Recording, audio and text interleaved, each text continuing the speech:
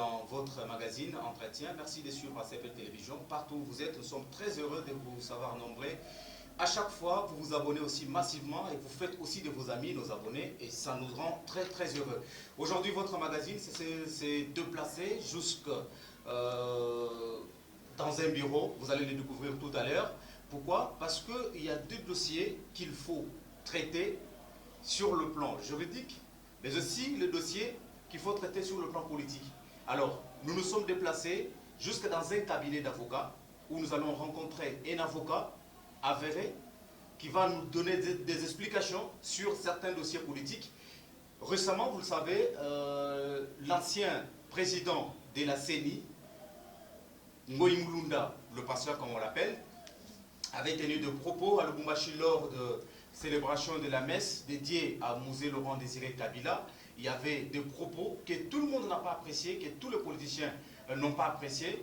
Quand il dit qu'il faut respecter Joseph Kabila et Madame Olive Lembe pour que Katanga reste en République démocratique du Congo, à l'église, on va essayer de faire le point avec celui que nous allons recevoir dans des casquettes. Il est tantôt avocat et aussi un homme de Dieu, responsable d'une grande église. Alors, nous nous sommes déplacés, comme vous le voyez, nous ne sommes pas sur terrain. Je vous rappelle, le rôle du journaliste, c'est récolter, traiter ou diffuser. Et aujourd'hui, nous sommes venus jusqu'ici pour récolter les informations et surtout vous donner, vous, nos nombreux téléspectateurs et surtout les nombreux abonnés. Alors, nous allons recevoir notre invité du jour. Il s'appelle bien Maître Berthaud Mulumba. Bonjour, Maître, bienvenue. Bonjour, monsieur le journaliste. Merci. Nous sommes très contents de vous recevoir, même si c'est vous qui nous recevez dans votre bureau, mais nous sommes très contents de vous recevoir dans notre émission. Merci, vous êtes déplacé. Tout l'honneur est pour moi. Merci beaucoup. Alors, comme vous venez tout à l'heure de l'entendre dans mon introduction, vous et moi, nous avons suivi lors de la dernière sortie du pasteur Ngoï Mulunda, qui, lors du culte religieux, pendant d'ailleurs le culte, alors qu'il y avait les fidèles, il a tenu des propos que d'aucuns qualifient de propos de division. Est-ce que, avant d'entamer, est-ce que l'Église est un lieu où on peut profiter pour faire la politique? Merci. J'ai suivi, en fait, comme tout le monde, sur les réseaux sociaux, les propos relayés, largement d'ailleurs, tenus du haut de la chair par M. Ngoï Mulunda, ancien président de la CENI, et du reste pasteur. Il faut dire que la chair, c'est comme l'indique cette appellation, c'est pas un endroit où, en principe, on vient faire la politique. Comment, personnellement, en tant qu'homme de Dieu, mais aussi un de responsables d'une grande église, comment vous avez accueilli ces propos de l'un de vôtres? Merci beaucoup, monsieur le journaliste. J'ai suivi avec désolation ces propos, largement relayés par les réseaux sociaux. Je dis avec désolation parce que j'estime qu'il est vrai que la Constitution de la République nous reconnaît, nous Congolais, chacun, le droit d'expression. Mais cette expression a des limitations. Des limitations, là, je parle déjà à l'endroit de tous. Cette liberté a des limitations. Et une des limitations, vous la trouvez par exemple à l'article 66 de la Constitution qui définit les relations que les Congolais que nous sommes devons avoir les uns avec les autres. Cet article nous dit par exemple, tout Congolais a le devoir de respecter et de traiter ses concitoyens sans discrimination aucune et d'entretenir avec eux des relations qui permettent de sauvegarder, de promouvoir, de renforcer l'unité nationale, le respect et la tolérance réciproque. Alors, lorsque vous prenez ces propos et vous le confrontez à cette disposition, c'est tout sauf le respect de ce que chacun de nous doit à notre Constitution, parce qu'il est clair, lorsque M. Ngoï Mulunda dit si, par exemple, on ne respecte pas l'ancien président de la République, Joseph Kabila, si on ne respecte pas l'ancienne première dame de Katanga, en d'autres termes, c'est ce qu'il voulait dire, ne restera pas dans la République. Mais non, de quel droit M. Ngoï Mulunda pense, lui, qu'il peut menacer les autres Congolais que nous sommes. Et pourtant, pour un homme de son rang, ancien président de la CENI, homme d'église, il ne peut pas tenir, à mon humble avis, de tels propos. Ils sont clairement discriminatoires. On va arriver sur le plan juridique, mais on parle d'abord sur le plan religieux. Oui. Vous ne voyez pas que ces propos deviennent de plus en plus réguliers dans le chef des hommes de Dieu, parce que je vous rappelle qu'il y a aussi un des hommes de Dieu, le grand d'ailleurs, ici dans la capitale, évêque Pascal Mukuna, si je ne veux pas citer son nom, mais qui, de temps en temps, fait des menaces directes à l'ancien président Joseph Kabila. Ce n'est pas peut-être une réponse du berger à la bergère dans le culte. Il veut se venger aussi devant ses fidèles. Je dois commencer d'abord par dire que ce qui est premièrement inadmissible, c'est le fait de transformer les lieux de culte en des lieux pratiquement politiques. Je comprendrais que l'un comme l'autre fasse la politique, mais ils doivent éviter d'amener les propos politiques à l'Église. Donc il s'agisse de l'évêque Mukuna ou du pasteur Ngoï Mulunda, je n'admets pas personnellement que pareils propos soient tenus dans un lieu de culte. Vous savez, le culte, il est sacré.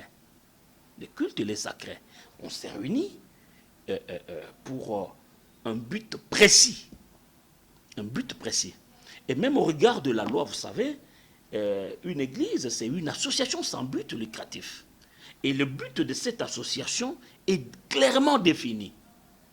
Et tous, l'un comme l'autre, ou tant d'autres aussi qui tiendraient pareils propos, ils savent que l'église est apolitique.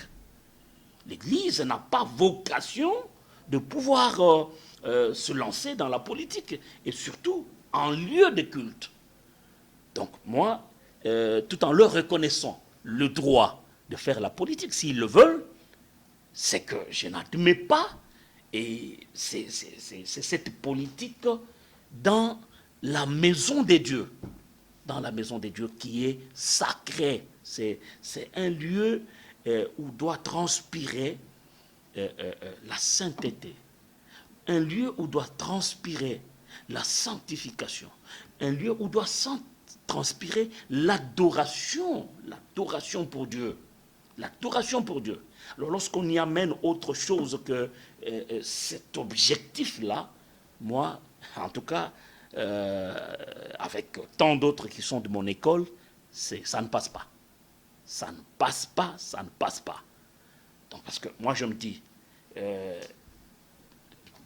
je suppose que dans une église, on peut avoir des fidèles qui sont de plusieurs obédiences. Vous pouvez avoir un fidèle qui, lui, ne jure que par Kabila. Un fidèle qui, lui, ne jure que par Tshisekedi. Un fidèle qui, lui, ne jure que par Bemba, que sais-je. Alors, lorsque vous amenez, vous, pasteurs, censés réunir tous ces fidèles-là, parce qu'ils ne viennent que pour chercher la vie éternelle. Vous savez, Philippe nous révèle quelque chose de merveilleux. Lorsque Christ lui parlait de son Père, il lui dit un jour, mais tu ne fais que nous parler de ton Père. Montre-nous ce Père-là et cela nous suffit. Je dis, voilà la mission de l'Église, montrer le Père. Lorsque vous lisez 1 Corinthiens chapitre 2, verset 2, Paul révèle quelque chose de très merveilleux là. Il dit, moi quand j'étais venu au milieu de vous, je n'avais pas l'intention de connaître autre chose que Christ et Christ crucifié. Donc, à l'église, on vient connaître Christ. Et Christ est crucifié. C'est tout ce qu'on vient chercher à l'église. Chercher la vie éternelle. Parce que la vie éternelle, c'est qu'ils te connaissent, toi, le seul vrai Dieu, et c'est lui que tu as envoyé, ton fils, Jésus-Christ. Et donc là, moi, je ne m'explique pas comment, du haut de la chair, on peut se permettre de s'avancer en politique. Je ne m'explique pas.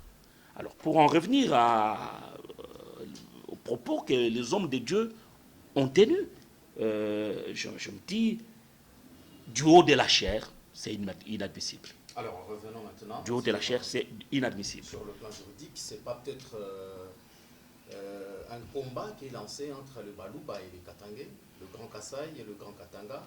Peut-être on est en train de voir ces grands combats en train d'être lancés par ces grandes personnalités de deux provinces. Eh bien, je dois dire que c'est dangereux. C'est dangereux, surtout lorsque ça vient des personnes qui sont censées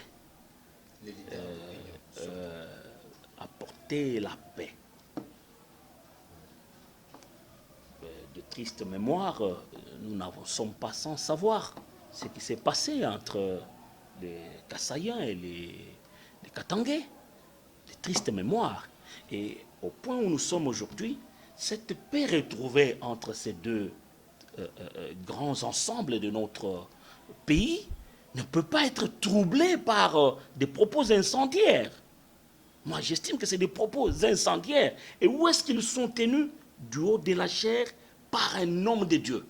Moi, je me suis demandé, quand j'ai vu cette vidéo, si dans cette salle-là, il n'y avait pas des gens d'autres tribus.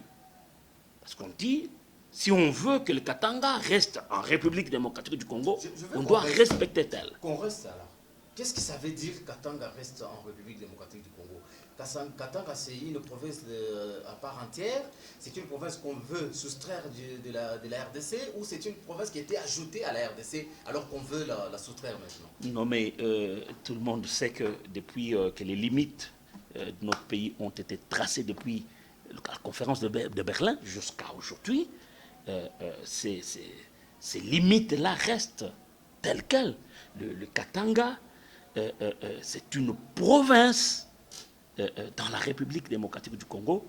Il est vrai que la configuration de la République a évolué dans l'histoire. Là n'est pas notre problème, mais l'espace qu'occupe le Katanga, même le grand Katanga, c'est en République démocratique du Congo. Et ça ne s'est jamais, à aucun autre moment, appelé une république, je ne sais pas quoi. Non, c'est regrettable. C'est regrettable. Et je sais que ce n'est pas la première fois qu'une telle idée a été avancée. Il vous souviendra, c'est une idée qui a été avancée dans le passé par notre frère Tchombe. Cette idée n'a pas prospéré. Elle n'a pas prospéré.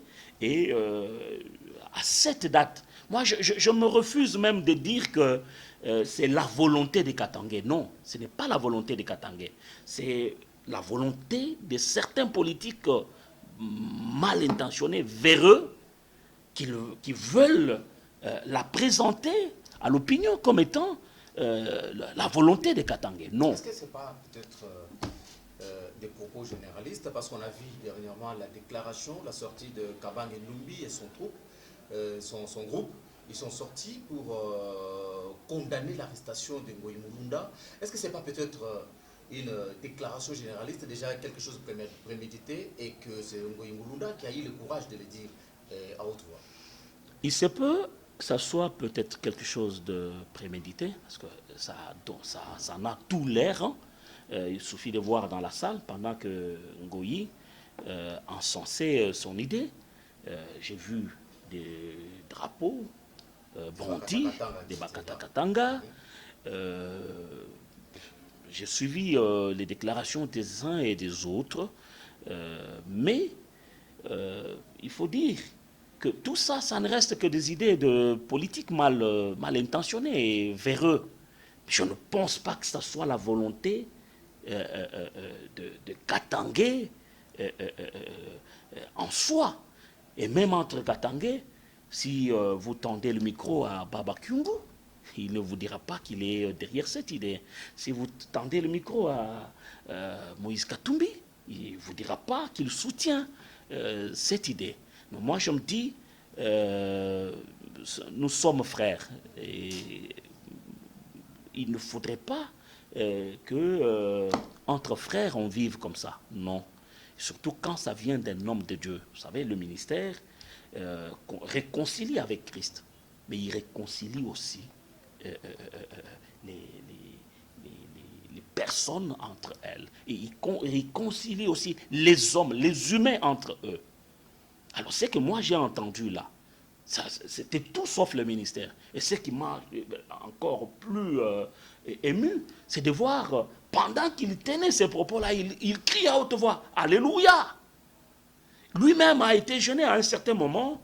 Je ne sais pas, il voulait se rattraper, mais il n'est pas allé avec sa logique jusqu'au bout. Il dit, nous ne sommes pas... c'est l'église, ce n'est pas une réunion politique, quelque chose comme ça. Alors, il s'est rendu compte que ça devenait une réunion politique. Une réunion politique, pas un culte. Dieu n'y était pas. Dieu n'y était pas. Dieu n'est pas dans la division. Dieu n'est pas dans les propos ségrégationnistes. Il n'est pas dans la discrimination. Dieu n'est pas dans tout ça parce que Dieu est amour. Dieu est amour. L'ancien président de la République, Joseph Kabila, c'est notre frère, du moins, pour ce que tous le reconnaissons. Mais on ne doit pas s'en servir comme monnaie pour menacer la République, pour menacer d'autres frères. Pour menacer d'autres frères, non. En tout cas, tout sauf ça. Ces propos qu'ils aient été tenus en dehors même de l'Église, ils demeurent toujours condamnables. Surtout quand ils viennent d'un homme de Dieu. Surtout quand ils viennent d'un homme de Dieu. Donc, c'est des propos à tout point de vue. Légal, moral, religieux, c'est des propos qui ne passent pas. Il y a une inquiétude. Oui. On se pose des questions. Pourquoi tout ceci se fait tout simplement quand Joseph Kabila est à Lubumbashi? Est-ce que c'est quelque chose qu'on est en train de... Non, moi je ne voudrais pas que les gens s'avancent dans ce sens-là, non.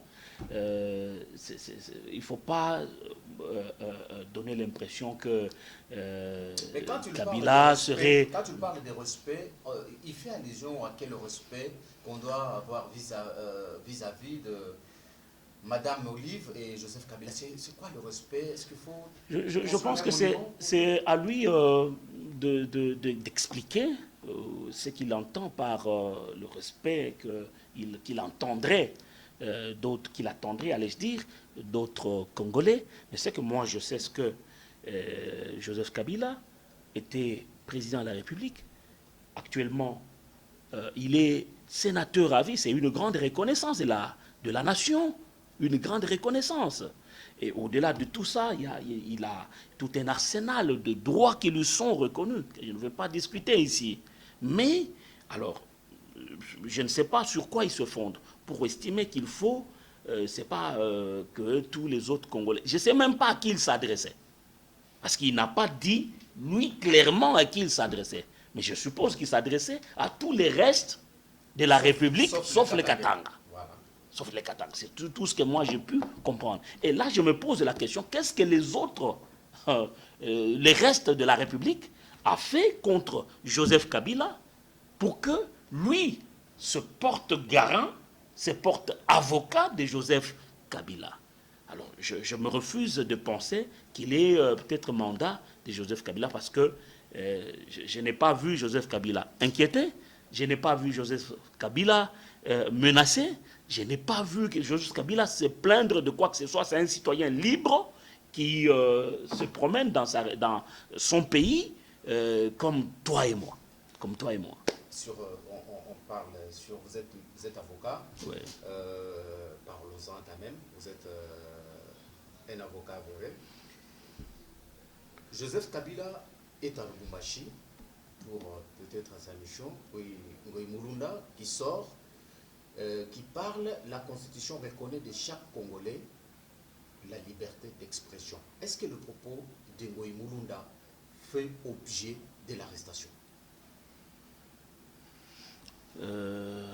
C'est pas peut-être l'expression, la liberté d'expression, il s'exprimait comme tous les autres Congolais. Par exemple, je vous donne un exemple de Mukuna qui attaque directement Joseph Kabila. Il n'a jamais été inquiété à la justice. Mais pourquoi ça doit être pour Mulunda? L'on semble faire beaucoup d'amalgame dans le contenu de la liberté d'expression ces derniers temps au Congo.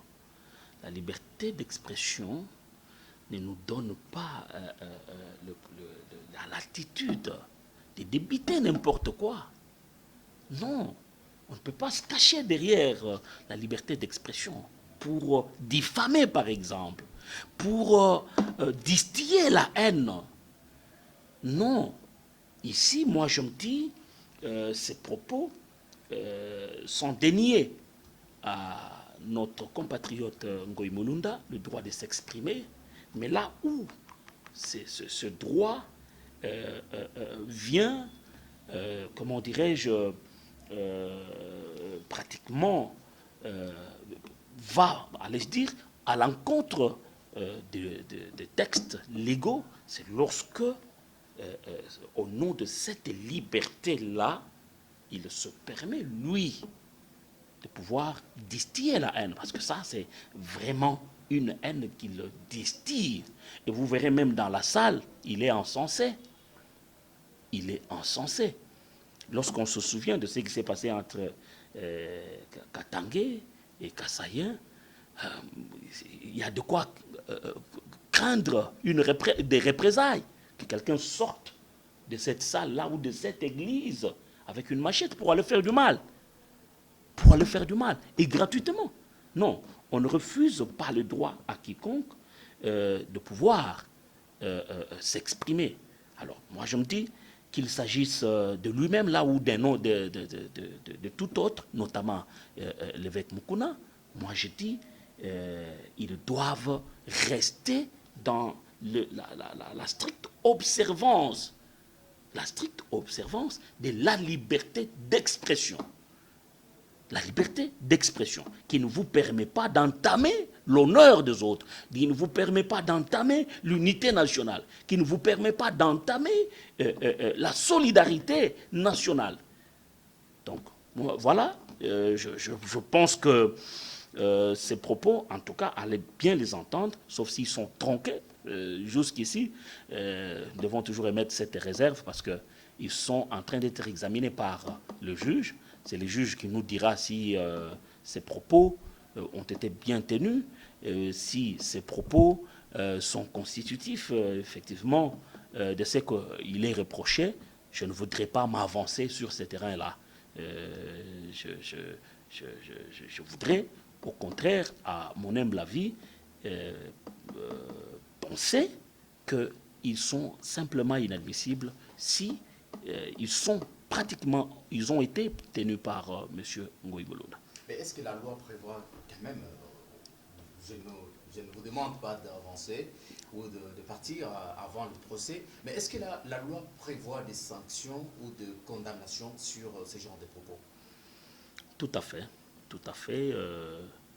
Le code pénal congolais érige en infraction des propos du genre.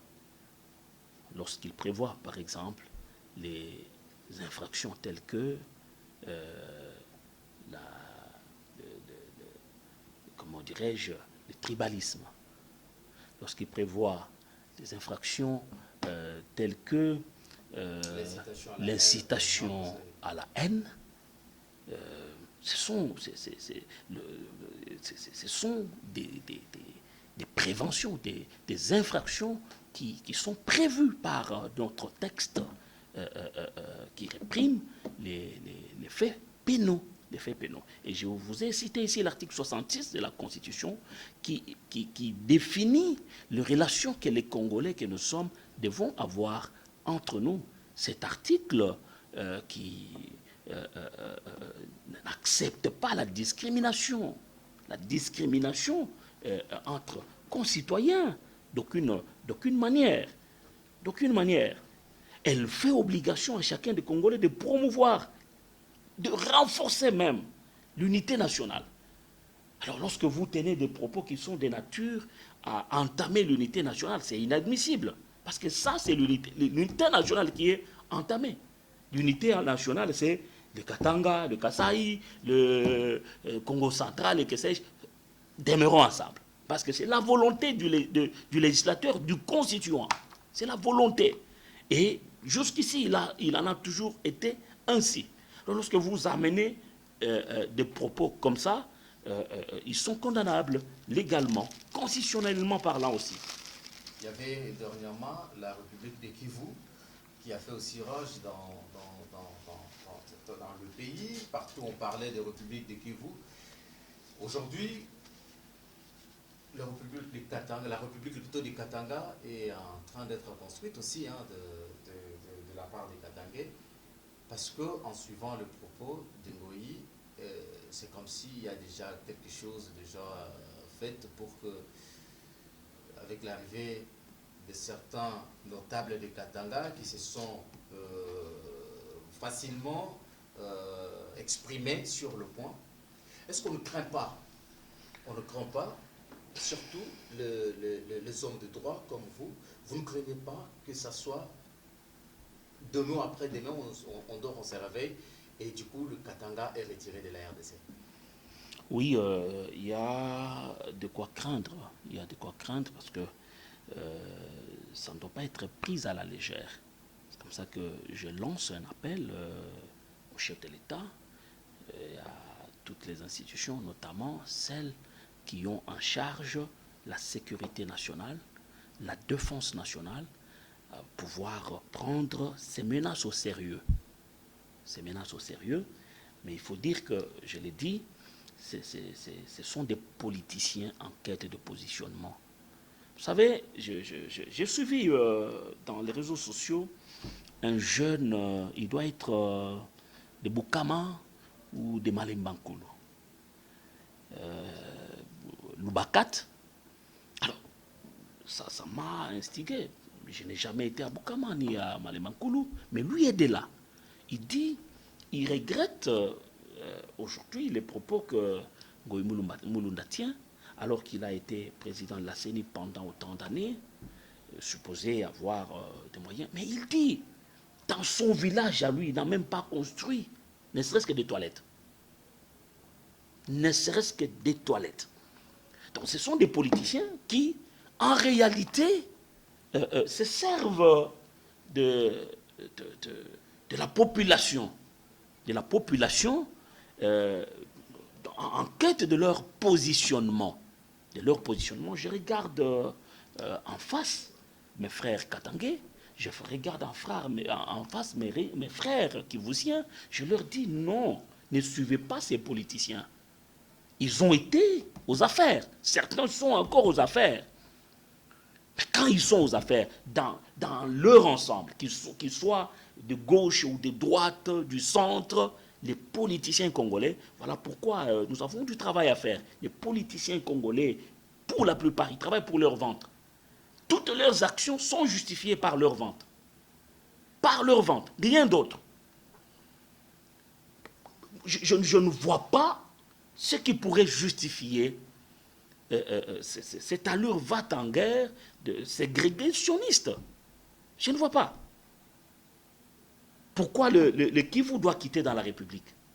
Si vous posez cette question aux Kivusiens, aux citoyens kivusiens lambda, il ne vous dira pas qu'il est de cet avis.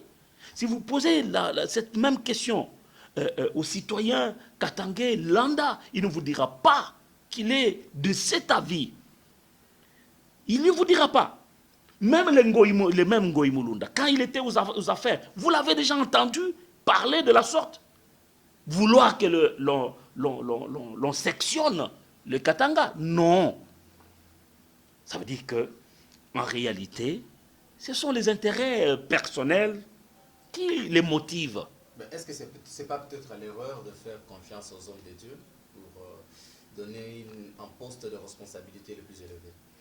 Non, il faut pas ici le prendre sous cet angle à mon humble avis.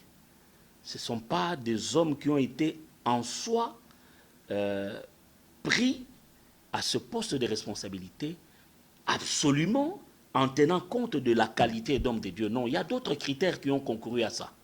Il y a d'autres critères qui ont concouru à ça. On a d'abord pensé à ces critères. Le plus important, c'est parce qu'il est l'homme de Dieu, il doit être sincère. Je ne pense pas. Je ne pense pas. Je ne pense pas. Mais aujourd'hui, non, la preuve, c'est ce qui se passe aujourd'hui. Parce que si c'était réellement sur la base de ce critère-là, il demeurerait homme de Dieu après avoir servi la République. Et on en va à se demander, président de la CENI, et le propos qu'il tient maintenant, il devient pratiquement le fanatique, l'avocat de Joseph Kabila. Alors, qu'en était-il lorsqu'il était président de la CENI?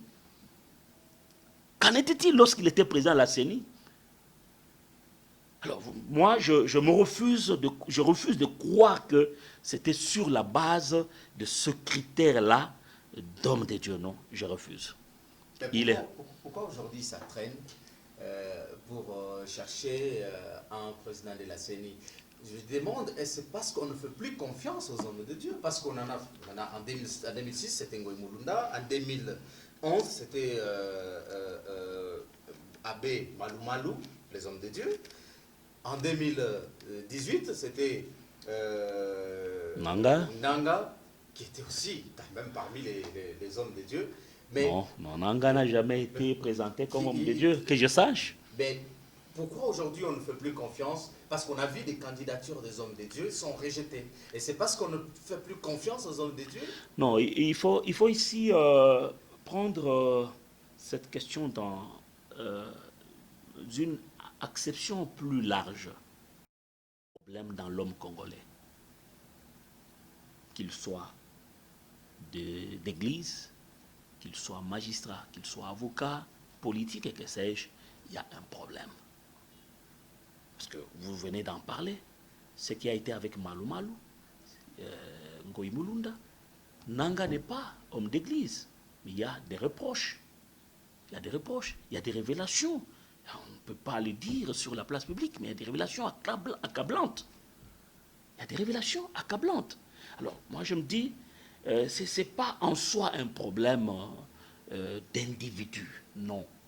C'est un problème de l'homme congolais qu'il faut rebâtir. Il est tombé trop bas. Les valeurs ne semblent plus trop préoccuper l'homme congolais, d'où qu'il soit, ce qui est regrettable. Alors c'est le combat que tous devons mener. Et là, j'apprécie à juste valeur ce que votre chaîne est en train de faire avec votre patron, Perron, que je suis très régulièrement, et j'apprécie beaucoup. J'apprécie beaucoup. Alors je me dis, nous devons travailler l'homme congolais. Les politiques l'ont abruti. Ça, il faut le dire. Hein? Les politiques l'ont abruti. Ils ont appris à l'homme congolais la loi du non-effort, Chancellor Kopamba. Les anti-valeurs deviennent aujourd'hui des valeurs. Ça, les ridicules ne tuent plus au Congo. Donc, c'est ça le problème qu'il y a. Qu'est-ce qu'il faut refaire encore pour remonter encore une fois de plus les valeurs humaines de l'homme congolais? Est-ce qu'il faut reconstruire encore, refaire une nouvelle classe politique? Est-ce qu'il faut reconstruire un nouvel homme? Qu'est-ce qu'il faut faire normalement pour que l'homme revienne dans ses anciennes valeurs? Vous savez, j'ai l'habitude de dire, c'est ce qui s'est dit d'ailleurs dans l'armée, il n'y a pas de fausses troupes il n'y a que de faux dirigeants. Les Congolais devenus ce que sont ces dirigeants. C'est comme dans une maison. L'autorité parentale n'est soutenue en principe que par des bons exemples que donnent les parents. Vous ne pouvez pas dire à vos enfants, fumer c'est mauvais, lorsque vous-même vous fumez. Donc, l'exemple doit être donné d'en haut. L'exemple doit être donné d'abord d'en haut, c'est de un. De deux, tous les leaders d'opinion doivent prendre conscience que nous sommes tombés plus bas que terre. Il nous faut nous réveiller, il nous faut reconstruire l'homme congolais. L'homme congolais, certainement, qui est tombé trop bas à travers des émissions éducatives telles que celle-ci, à travers les églises aujourd'hui qui sont pratiquement mises au rang des accusés. Les hommes de Dieu, et je lance même l'appel à nous, hommes de Dieu, de retourner à notre rôle merveilleux, allez se dire originel, c'est lui de travailler sur le comportement des gens, travailler sur les caractères des gens, afin d'avoir l'homme qu'il faut. Merci beaucoup. Alors, nous sommes arrivés presque à la fin de notre émission. Si vous voulez, si vous pouvez plutôt regarder la caméra, donner un conseil en tant qu'homme de Dieu, d'abord sur cette casquette, qu'est-ce que vous direz aux Congolais? Et surtout aux hommes de Dieu comme vous, qui s'élancent aujourd'hui publiquement dans les églises, dans la politique, conduisant tous les fidèles dans leurs sentiments politiques. Je voudrais commencer par l'homme de Dieu ou les hommes de Dieu. Je leur dis, sachons que nous avons des comptes à rendre. C'est lui qui nous a donné ou confié cette épouse qu'est l'Église. Un jour, il nous demandera le compte de ce que nous en avons fait. Il est temps que nous puissions nous examiner. Est-ce qu'aujourd'hui, il est possible pour beaucoup d'entre nous de parler comme Paul? Soyez mes imitateurs, comme moi je le suis du Christ. À entendre, à voir ce qui se passe à gauche, à droite. Je suis en train de dire aux hommes de Dieu, nous devons prendre le courage de reconnaître que nous avons déraillé. Nous avons déraillé. Revenons sur la voie de Dieu. Et il suffit que nous revenions sur la voie de Dieu. Déjà, il y a un exemple à suivre pour les restes. Pour les restes, les fidèles. Vous savez, aujourd'hui, il est difficile que, parce que les fidèles qui sont de telle église, qui se rencontreraient sur la voie publique, se considèrent vraiment comme frères, plutôt que comme des rivaux. Les fidèles de nos églises aujourd'hui deviennent pratiquement comme des fanatiques de clubs. Ils peuvent pratiquement se taper dessus parce qu'il s'agit de tel ou tel pasteur de leur église. Mais quand il s'agit des intérêts de Christ, très peu font un front commun. Très peu. Mais quand il s'agit de leur dénomination, quand il s'agit... donc on semble faire des fidèles des fanatiques. Non même pas de Christ, mais de nous, hommes de Dieu, ce qui est très mal. Donc je dis aux hommes de Dieu, réveillons-nous. À mes frères congolais, c'est que j'aimerais dire, nous avons la grâce d'avoir ce pays. Moi, quand j'entends par certaines... sous d'autres cieux, des propos tels que si on change seulement. On dit aujourd'hui, par exemple, Paris devient Kinshasa, et tout ce qui est à Paris, on laisse. On prend toute la population de Kinshasa, on l'établit là-bas. Et toute la population de Paris vient à Kinshasa. Et la conclusion, on vous dit, dans 6 mois, eux, ils auront développé Kinshasa, mais nous, nous aurons détruit Paris. Et pourtant, le Congo est plein de richesses. Plein de richesses. Est-ce que nous nous rendons compte, nous, Congolais, de ces richesses-là? Les diamants, le cuivre, les zinc, l'uranium pour lesquels les gens s'entretuent. Et tant d'autres richesses. Certaines sont encore à découvrir. Mais nous avons une population très pauvre. Et pendant ces temps-là, nous parlons respect de tels, si pas, le Katanga va quitter, le Kivu va quitter, le Kasaï va quitter. Voilà, nous sommes dans les futilités. Même nos politiques sont dans des futilités. Alors nous, population, ne suivons pas ces politiques dans leur futilité. Il est temps que nous puissions nous réveiller. Si nous ne défendons pas cette nation, il n'y a personne d'autre pour la défendre. Et ici, c'est le lieu de rappeler que ce que nous sommes en train de vivre aujourd'hui, en réalité, c'est le résultat d'un début de prise de conscience de la part de la population. Parce qu'ils parlent base. Vous pensez que base, c'est quoi? C'est la population. Il n'y a aucun politique tel qu'ils sont là, capable par lui-même comme ça de se défendre, de remporter quoi que ce soit par lui-même. Non, ils utilisent la population. Alors si la population comprend que c'est elle la force, c'est elle la force, et qu'elle peut contraindre les politiques à pouvoir travailler dans le sens de ses intérêts, moi je pense que ce serait une très bonne chose. Ne suivez plus ces propos qui sont de nature à nous diviser. Le Congo est un et indivisible. La population congolaise sera une et indivisible. Nous sommes frères.